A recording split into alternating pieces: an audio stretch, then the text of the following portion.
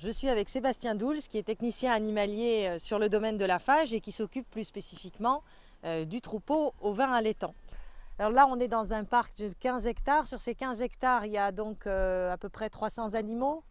Alors, quelles sont les caractéristiques de ces mères et de ces agneaux qui font que, qu'on arrive à faire produire finalement des milieux difficiles comme ceux-là, qui ne conviennent plus à la production laitière Alors les caractéristiques de cette brebis, déjà ce qu'il faut savoir, c'est que bon, alors c'est la race romane, cette brebis. C'est une race issue de croisement, donc de croisement avec la Romanov, une race de brebis qui est très prolifique. Donc ça veut dire qu'elle fait plusieurs agneaux. Voilà, elle a la capacité et la particularité de faire beaucoup d'agneaux. Et l'autre race du croisement, c'est la berrichon. La berrichon qui apporte tout ce qui est qualité bouchère comme formation de la carcasse. Alors, est-ce que cette race romane, c'est ce qu'on appelle une race rustique? Et qu'est-ce que ça veut dire une brebis rustique?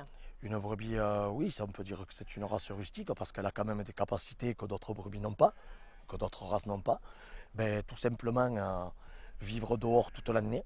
Parce qu'il faut savoir que sur le cause du Larzac, aujourd'hui il fait beau, mais au mois de février c'est bien plus froid, avec la neige, le vent, le verglas. Et par leur capacité physique, notamment avec la toison qu'elles ont. La toison, c'est la laine? C'est la laine, avec la laine qu'elles ont, ça leur permet de vivre dehors toute l'année. Du moins difficilement que certaines autres races. Des lacones ne pourraient pas. Voilà.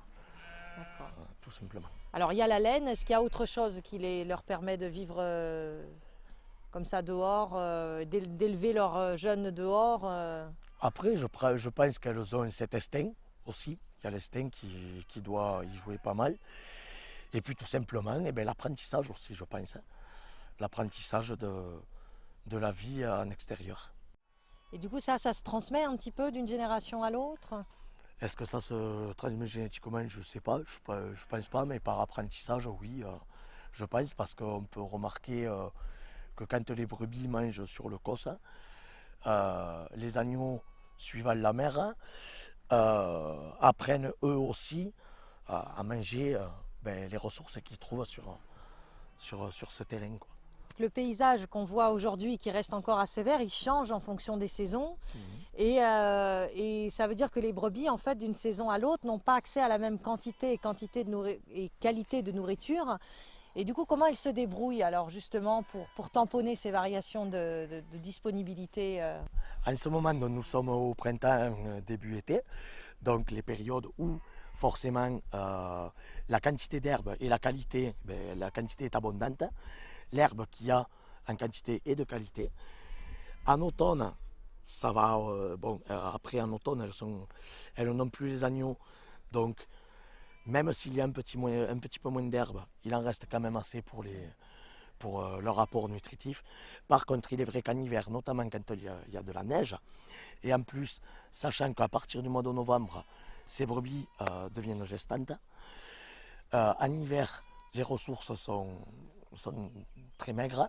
et du coup elles maigrissent. Elles maigrissent et pour pas que non plus elles perdent trop, et sachant qu'elles sont en gestation, on fait un apport d'ensilage. Voilà, alors l'ensilage, c'est un ensilage de luzerne et de raigrats. Alors, sur les 280 hectares du parcours, du coup, on a vu à une petite vingtaine d'hectares fertilisés, que les brebis vont pâturer en début de leur allaitement. Et puis après, donc, elles vont pâturer les 260 hectares qui restent. Alors, comment ça se passe? Comment vous organisez ça? En fait, tout simplement, il a été décidé qu'il y avait des parcs principalement, quand c'est possible, vu selon la végétation. Et il y a des parcs d'été, il y a des parcs d'automne, et après des parcs qu'on appelle d'arrière-saison. Donc les 260 hectares sont découpés en unités que vous appelez des parcs, là. Oui. Et en fait, les animaux passent sur l'un ou sur l'autre. Et par contre, d'une année sur l'autre, c'est à peu près à la même saison. Voilà, on essaye que ce soit la même saison. Alors des fois, ça varie de quelques jours. Mais Voilà. selon encore la quantité d'herbe, la densité, voilà, tout ça, quoi.